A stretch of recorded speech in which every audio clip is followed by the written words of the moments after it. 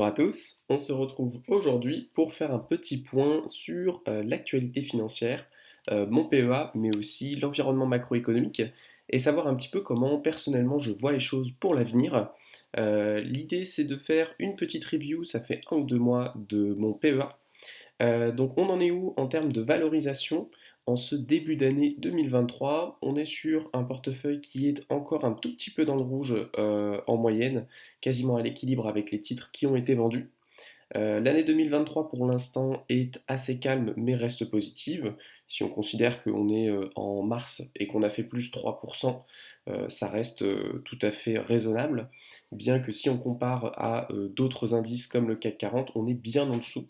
Néanmoins, je pense avoir une diversification qui est bien supérieure au CAC 40 qui, il est vrai, a des performances très efficaces lors des 2-3 dernières années. Donc pour revoir un petit peu tous les éléments, on est sur un Lixor avec le S&P 500 qui domine encore très largement mon portefeuille à 33 000 euros. Et en toute petite plus-value, juste derrière, on a cette grosse ligne qui nous pèse beaucoup, qui est la ligne Emerging Market, donc tout ce qui est Asie, Chine, etc. Mais c'est une ligne que je suis très content d'avoir pour le très long terme. Je pense que ça reste une belle diversification et que l'économie chinoise est assez décorrélé finalement du marché américain et européen. Donc sur le long terme, je pense que ça permet de réduire la volatilité sans forcément entamer le rendement. Ensuite, on a 15 000 euros sur toute la partie Europe, qui, comme le CAC 40 d'ailleurs, a fait une plutôt belle performance, hein. Donc ça fait partie des lignes qui me font un petit peu sortir la tête de l'eau sur ce portefeuille.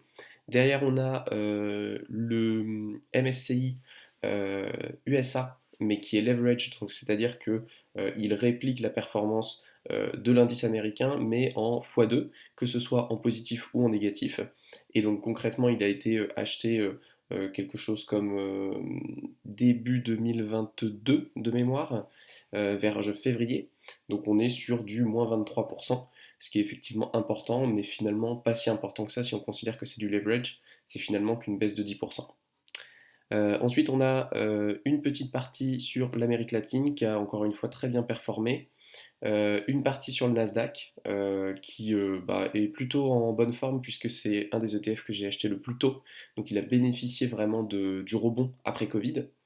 Ensuite, on a une partie small cap en Europe qui souffre plus que les grosses caps européennes, mais qui là encore une fois permet d'avoir une diversification sur des entreprises qui n'ont pas du tout les mêmes tailles, qui n'ont pas du tout les mêmes problématiques et qui du coup peuvent connaître des évolutions un petit peu différentes du marché global.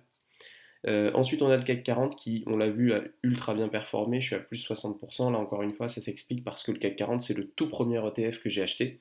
Et donc, c'est le tout premier ETF que j'ai acheté au creux de la vague du Covid, vers mars 2020 ou 2019, je sais plus. 2019? Non, 2020. Et ensuite, Orpea qui me rappelle que je suis absolument incapable de prévoir l'avenir, puisque la seule fois où j'ai essayé de le faire, eh bien, j'ai fait moins 93%. Heureusement, sur une somme tout à fait négligeable. Donc ça, c'est l'état un petit peu de mon PEA aujourd'hui. Donc un PEA qui finalement vacille, et pas très performant, mais pas non plus dramatique. Et donc l'idée, c'est de savoir un petit peu dans quel environnement on se trouve, puisque pour l'instant, pas beaucoup de gains, mais pas beaucoup de pertes.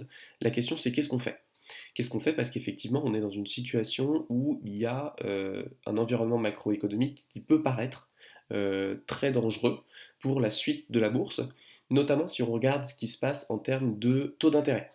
Là, ce que vous voyez ici, ce sont les taux d'intérêt typiquement de 2021 à 2023 aux États-Unis. Et donc on voit évidemment que les taux d'intérêt ont explosé euh, suite finalement à l'augmentation de la Fed, tout simplement pour ralentir l'inflation. Sauf que ce qu'il faut comprendre, c'est que ces taux d'intérêt qui remontent effectivement aujourd'hui, ils sont remontés à 4-5. Néanmoins, c'est à peu près rien par rapport à ce qui était le cas dans les années 80. C'est même rien par rapport à ce qui a pu être le cas dans les années 2007, hein. On voit, en 2007, on était déjà à 5. Alors vous me direz, c'était juste avant 2008, est-ce que c'est une bonne indication? Ça, c'est une autre question. Néanmoins, effectivement, on voit bien que les taux d'intérêt ont déjà été beaucoup plus hauts, mais effectivement, on peut aussi noter que souvent, quand ils sont hauts et quand ils montent comme ça, ça donne lieu à une crise économique. Ça a été le cas juste avant la bulle Internet, ça a été le cas juste avant 2008, ça a été moins le cas en 2019 typiquement. Donc à voir effectivement ce que ça va donner. Néanmoins, si on regarde très loin dans le temps, il y a eu aussi des hausses de taux d'intérêt sans forcément qu'il y ait de problème, typiquement dans les années 90-95. Bon, bah, la bourse se portait très très bien et pourtant les taux d'intérêt étaient élevés. On a aussi un autre point d'inquiétude, c'est la question de l'inflation. L'inflation aux États-Unis, typiquement, qui monte beaucoup, qui a atteint des records vers quasi 10%. Néanmoins, on remarque dès début 2023 que l'inflation se calme et que la hausse des taux d'intérêt semble vraiment porter ses fruits. Donc là, encore une fois, on peut voir le verre à moitié plein ou le verre à moitié vide, se dire que c'est finalement des taux qui sont importants, mais finalement la trajectoire semble être plutôt positive. Parce que moins d'inflation, ça veut dire notamment que eh bien, les ménages et les entreprises vont être capables de consommer et d'investir de manière plus facile et donc de faire tourner l'argent plus facilement. Globalement, si on regarde effectivement le S&P 500, on peut voir que bah, voilà, tout 2022, ça a été vraiment en dents de scie. Il y a eu sur un an, on est à moins 12%, donc c'est plutôt mauvais. Mais en fait, il suffit comme toujours hein, de dézoomer un petit peu pour avoir une vision. Bon, là, j'ai Internet qui a craché, mais c'est pas grave. Pour avoir une vision beaucoup plus long terme des choses et se rendre compte que finalement, c'est un petit peu une goutte d'eau dans l'océan. Donc, la question, c'est de se dire effectivement, aujourd'hui, la situation macroéconomique ne semble pas optimale, mais ce qu'il est important de se dire, c'est pas de se dire est-ce que ça va monter ou est-ce que ça va baisser dans les 2, 3, 10 prochaines années, mais c'est aussi de se demander quelle est l'alternative. Et là, encore une fois, c'est important de voir dans votre situation personnelle s'il y a des alternatives qui sont pertinentes. Moi, c'est vrai que dans mon cas, aujourd'hui, j'ai pas d'alternative vraiment pertinente pour placer ce capital et je pense que prendre le risque de rater un rebond important, parce que c'est toujours comme ça que ça se passe, hein, les rebonds ils se passent exactement quand personne ne les attend et une fois qu'il est arrivé, eh bien c'est trop tard si vous n'étiez pas déjà dans le wagon. Donc moi, mon parti pris, c'est de dire on reste investi, on attend le long terme. C'est une stratégie qui a fait ses preuves lors des décennies, voire même des 100-150 dernières années.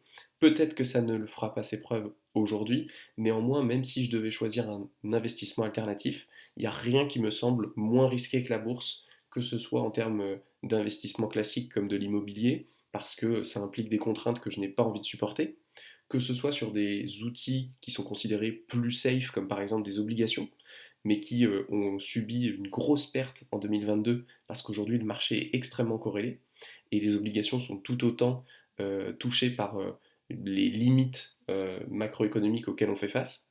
Et je parle même pas des investissements alternatifs comme l'art, les bitcoins, etc., qui pour moi sont encore plus risqués et ont un ratio rendement-risque qui est bien moindre que la bourse.